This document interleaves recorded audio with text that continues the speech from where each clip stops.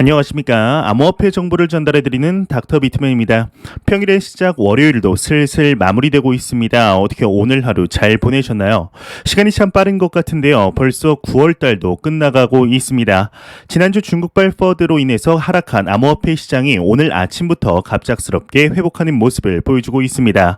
다시금 평일을 맞이하는 투자자 분들에게 만족스럽진 않지만 그래도 조금의 활력을 불어넣어주진 않았을까 싶은데요. 오늘 남은 시간도 잘 마무리하시길 바라면서 월요일의 마무리는 과연 어떠한 소식들이 반겨주게 될지 한번 보도록 하겠습니다. 원래가 중국의 경우는 암호화폐 거래 금지 방침 아래 단속을 실시해온 나라였지만 이번 연도 들어서 채굴에 관한 규제를 실행하는 등 규제를 강화해 왔습니다. 이에 중국의 3대 거래소 중 하나이죠. 후오비 거래소의 경우는 중국 국내로부터 신규 등록을 정지할 뿐 아니라 기존 계좌에 대해서도 차례차례 폐지한다는 언급이 나왔었는데 이러한 영향일까요? 다가오는 10월 16일부터 영구히 폐쇄를 한다는 거래소가 나왔습니다. 내용 한번 같이 보도록 하겠습니다. 중국의 BHEX 거래소에서 소식이 나왔습니다. 10월 16일 플랫폼 영구 폐쇄한다 헤드라인이 장식이 되어 있습니다. 블록비트에 따르면 중국 암호화폐 거래소 BHEX의 경우는 10월 16일 플랫폼을 영구 폐쇄하겠다는 공지를 했다고 합니다. BHEX는 세계 각지 구효제 요구에 맞춰서 플랫폼 서비스 제공을 점진 중단하겠다고 밝혔는데 10월 9일 이후부터는 출금 서비스만 지원을 한다고 합니다. 중국의 이러한 조치들이 참 안타까운 것 같습니다. 특히나 이번 연도 들어서 기사의 재탕식이 아닌가 싶을 정도로 많은 퍼드들이 조장이 되고 있는데요. 정말로 중국이 비트코인을 가지고 있지 않을까 하는 궁금증이 드는 것도 사실입니다.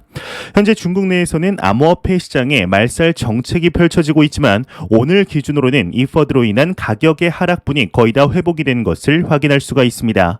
지난 5월 당시 이루어졌던 중국발 비트코인 반토막 사태 때도 일시적인 공포가 시장을 뒤덮었던 것이 사실이었지만 오히려 해슐레이트의 분산화 및 채굴 난이도 하락으로 인한 건강한 생태계가 이루어졌었습니다. 지금의 퍼드 역시 미국의 정치권에서는 오히려 미국의 리더십을 강화하게 될 강력한 기회라고 이야기를 했었는데요. 이렇게 이야기를 한 의원인 미국의 상원 의원 중 한 분이죠. 패투미 의원이었습니다. 지난 미국의 인프라 법안의 수정안을 적극적으로 밀어붙였던 3명의 의원 중 한 명이었는데 오늘은 미국이 아닌 대한민국의 한 증권사에서 중국 관련한 코멘트를 하였습니다. 유망한 종목 추천에 비트코인을 포함시켜서 상당히 화제가 되었던 증권사인데요. 어떠한 증권사이고 어떠한 언급을 했을지 같이 한번 보도록 하겠습니다. SK증권에서 소식이 나왔습니다. 중국 이슈 암호화폐 시장에 미치는 영향 작아질 것이다 헤드라인이 장식이 되어 있습니다. SK증권이 중국 관련 이슈가 암호화폐 시장에 미치는 영향이 작아질 것이라는 전망이 담긴 보고서를 내놨다고 합니다. 한대훈 SK증권 연구원의 경우는 중국의 비트코인 규제에도 불구하고 라는 제목의 보고서를 통해 이야기를 했다고 하는데요. 중국에서 이런 발표가 나온 건 이번이 처음이 아니다. 중국에서 가상자산 거래는 이미 금지됐다. 이번 조치에는 사법기관 등이 참여해 법적인 구속력은 강해졌지만 사실 크게 새로울 건 없다라고 강조를 했다고 합니다.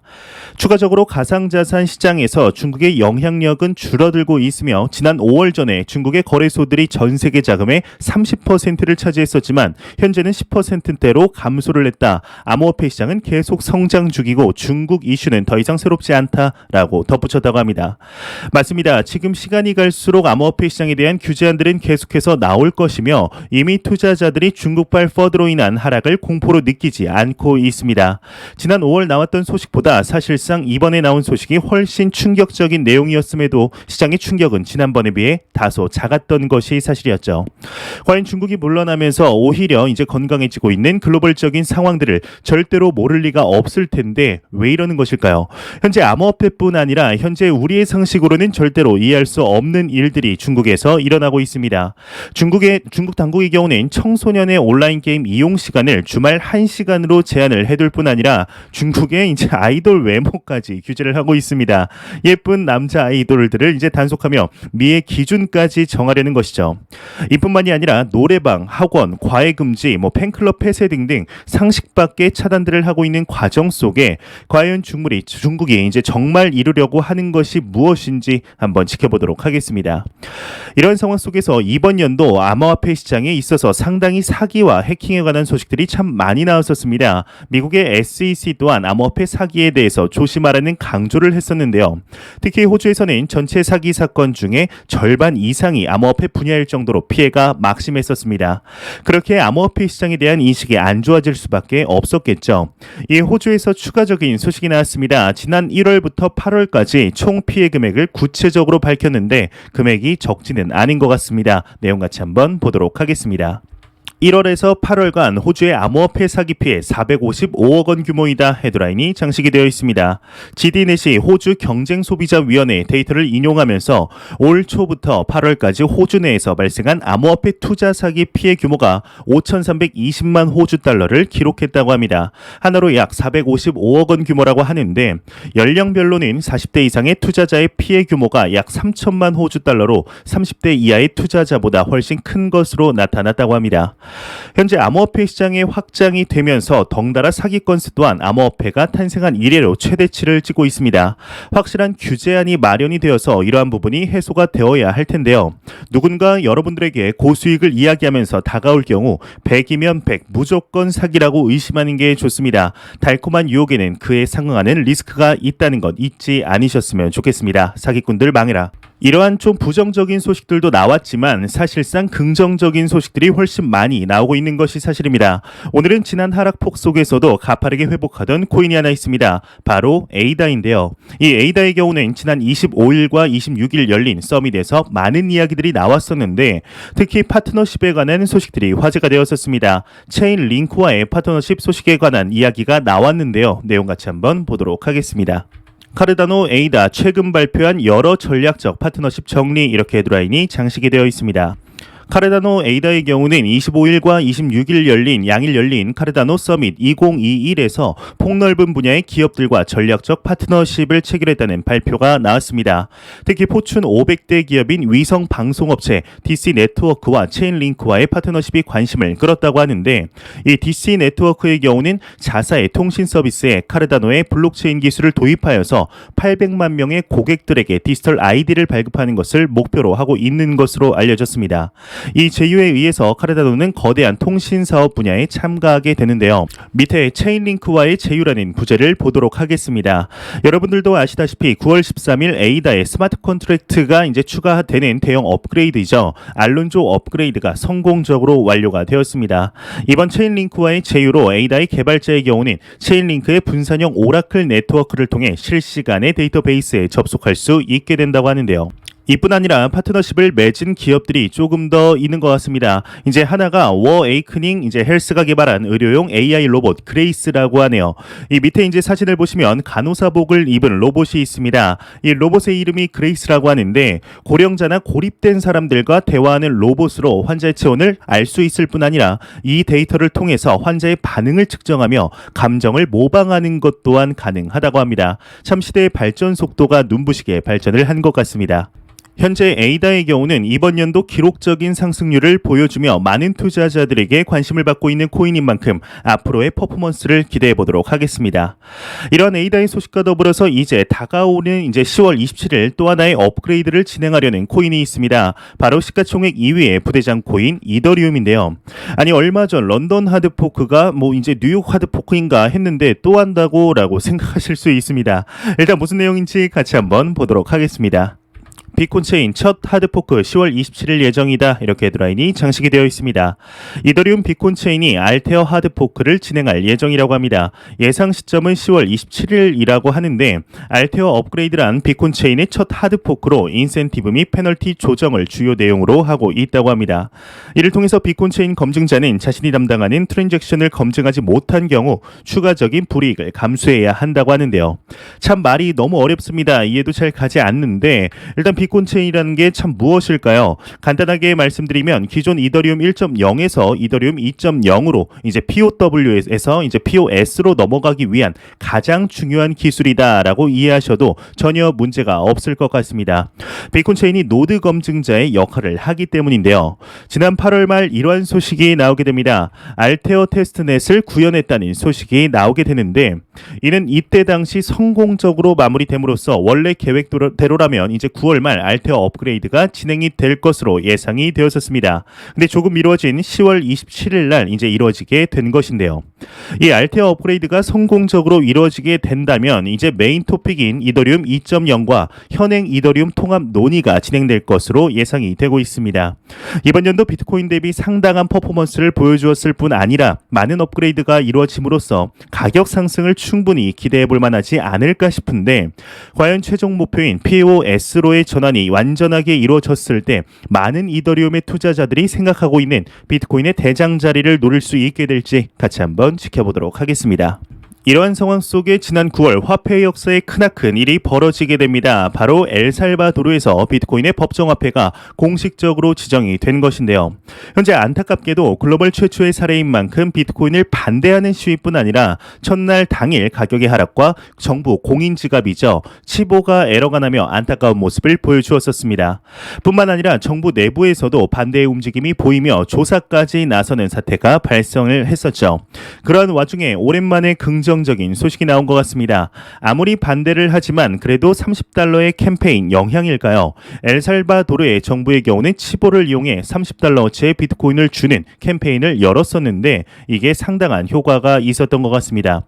약간 우리나라의 작년이죠. 이제 재난지원금을 보는 듯한 느낌이 들었었는데 내용 같이 한번 보도록 하겠습니다. 엘살바도르 비트코인 지갑 치보 빠르게 보급되고 있다. 인구 30%가 이용한다. 헤드라인이 멋지게 장식이 되어 있습니다. 엘살바도르의 나이프 부켈레 대통령의 경우는 암호화폐 지갑 치보의 사용자가 210만 명에 도달했다고 발표를 했다고 합니다. 이 수는 대통령의 트윗에 의하면 다운로드 수가 아닌 실제 앱을 활용하고 있는 유저의 수라고 하는데요. 부켈레 대통령은 다음과 같이 이야기를 했다고 합니다. 치보는 은행이 아니다. 그러나 출시 3주 만에 엘살바도르의 어느 은행보다 많은 이용자를 확보했다. 앞으로도 엘살바도르의 모든 은행을 합친 것보다 더 많은 이용자를 얻을 기세이다 라고 이야기를 했다고 하는데, 현재 엘살바도르의 인구는 2019년 기준으로 약 650만 명이라고 합니다. 인구의 30% 이상이 이 지갑을 이용하고 있는 셈이라고 하는데요. 이 외의 내용은 그리 중요하지 않아서 이제 넘어가도록 하겠습니다. 여태까지 나왔던 엘살바도르의 소식들과 비교했을 때 상당히 다른 내용이 나왔죠. 30%라는 숫자가 절대로 적은 비율이 아닙니다. 이렇게 많은 이용자를 단기간에 얻을 수 있는 데에는 간단합니다. 비트코인의 효율성이 달러보다 훨씬 좋기 때문이죠. 해외에서 이체를 할 때 수수료 10%와 무료 중에 어떠한 것을 택할지는 당연히 수수료 무료를 이제 택할 것입니다. 또한 비트코인의 매수도 상당히 간편할 뿐더러 이 비트코인을 가지고 있다면 자연스럽게 현재 글로벌적으로 진행 중인 인플레이션으로부터의 해지가 가능하게 될 텐데 안 가지고 있는 것이 좀 이상하게 느껴질 수도 있겠죠. 그럼에도 아직 엘살바도르 내에서는 비트코인을 반대하는 시민들이 상당히 많은 것도 부정할 수가 없을 것입니다. 하지만 이는 비트코인이 정말 싫어서라기보다는 아직까지 도박이라는 인식이 많은 자산군이기 때문이지 않을까 싶은데요. 잘 모르기 때문이죠. 이러한 부분들에 있어서는 국가에서 비트코인에 대한 교육을 꾸준히 진행이 되어야 할 부분으로 생각을 하고 있습니다. 글로벌적으로 엘살바도르의 뒤를 따라가려는 국가들이 속속들이 생기고 있습니다. 특히 중남미에서 이러한 현상들이 강하게 나오고 있는 것이 사실입니다. 전 세계 최초의 사례인 만큼 앞으로의 선례가 될 가능성이 굉장히 높죠. 앞으로 어떻게 내부의 상황들을 진정시키고 비트코인을 보급하게 될지 기대해 보도록 하겠습니다. 이러한 소식과 더불어서 현재 글로벌 중앙은행들의 최우선 과제가 하나 있습니다. 바로 중앙은행 발행 디지털 화폐이죠. CBDC인데요. 얼마 전 한 국가에서 다가오는 10월 시범 운영을 할 것이란 이야기가 나왔었습니다. 바로 나이지리아입니다. 이 나이지리아의 CBDC 이름을 이 나이라라고 이제 이야기를 하는데, 현재 나이지리아의 인접 국가인 이제 가나 또한 CBDC 프로젝트를 통해 상당한 진전을 보이고 있는 상황입니다.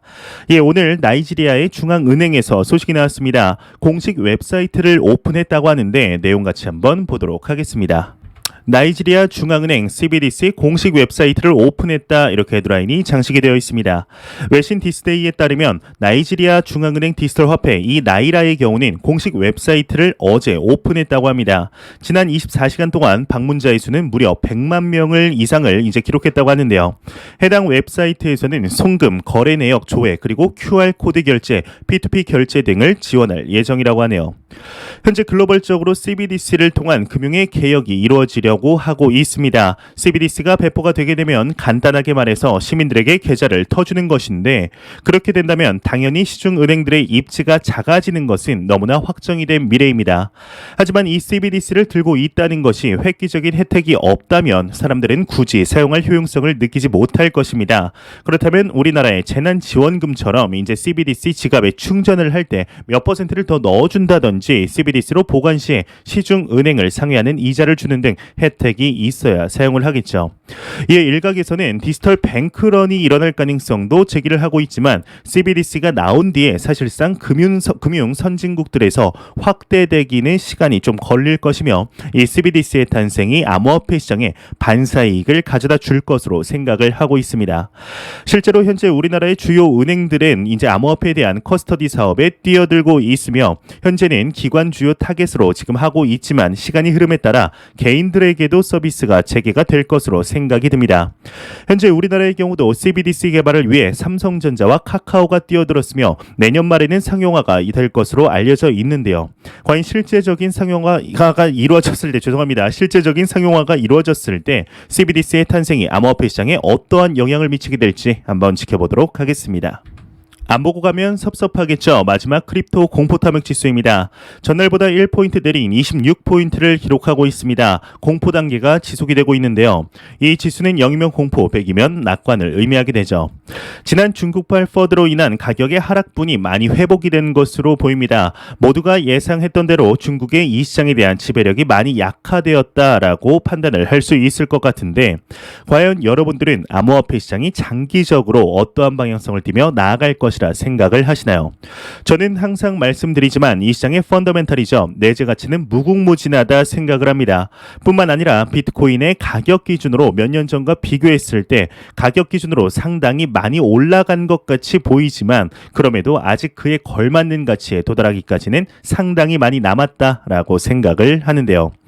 일단 장기적으로 현재 1비트코인당 10억 원까지는 무난히 올라갈 것으로 생각을 하고 있습니다. 그 기간을 당연히 정확하게 알 수는 없겠지만 현재 인플레이션율과 비트코인의 채택의 속도, 기관 투자자들의 자금의 유입량, 그리고 포트폴리오 내의 현재 비트코인의 이제 비중과 암호화폐 시장의 인식의 변화에 따라 변해갈 비트코인의 비중, 포트폴리오 내의 비중이죠. 그리고 금에서 비트코인으로 넘어올 비중과 더불어서 비트코인 ETF가 승인이 될 시 전통 투자자들의 막대한 투자 러시, 현재 국가의 공적 기금 일부가 암호화폐 시장으로 들어왔지만 확실한 규제가 정해지게 된다면 상상 이상의 자금들이 몰려올 것은 당연하다 생각이 듭니다. 이거 다 빼고 현재 채굴기 대량 매입 소식들, 이 채굴기들이 순차적으로 기업들에게 퍼져나가게 될 때의 해시레이트 상승률만 보더라도 다음 반감기까지 팔 이유가 전혀 없다고 생각합니다. 현재 우리는 인생에 몇 없는 기회의 중간에 서 있다고 개인적으로 생각하고 있습니다. 이 시장은 전체 자산군 중에 가장 높은 성장 잠재력을 지녔으며 우리에게 필요한 것은 다만 시간이라는 것 잊지 않으셨으면 좋겠습니다. 마지막으로 코인마켓캡에서 메이저 탑10 코인들 전반적으로 살펴보고 마무리하도록 하겠습니다. 시가총액 1위의 비트코인의 경우는 전날 대비 6% 상승했습니다. 5,170만 원대. 2위의 이더리움은 전날 대비 두 자릿수 12% 상승했습니다. 366만 원대. 3위의 에이다의 경우는 지금 전날 대비 2.8% 상승한 2,636원대를 보여주고 있습니다. 4위의 테더는 이제 환율이죠. 1,180원으로 어제와 크게 다르지 않은 모습을 보여주고 있으며 시가총액 6위 우리 게르게 코인, 애증의 코인, 리플 XRP의 경우는 전날 대비 7% 상승한 1,136원을 보여주고 있습니다. 비트코인의 더미넌스는 42.4%, 이더리움의 더미넌스는 18.7%로 암호화폐 시장에 매우 강력한 비트코인과 이더리움의 시가총액 점유율을 볼 수가 있겠습니다. 제가 준비해온 소식은 여기까지입니다. 영상이 도움되셨다면 구독과 좋아요 그리고 광고 한 편만 처음부터 끝까지 시청해 주시기 바랍니다. 이 채널은 오직 광고 수익으로 운영이 되게 됩니다. 항상 영상 시청해 주시는 시청자분들, 구독자분들 너무나 감사합니다. 저는 더욱 도움이 되는 영상으로 내일 찾아뵙도록 하겠습니다. 지금까지 닥터 비트맨이었습니다. 감사합니다.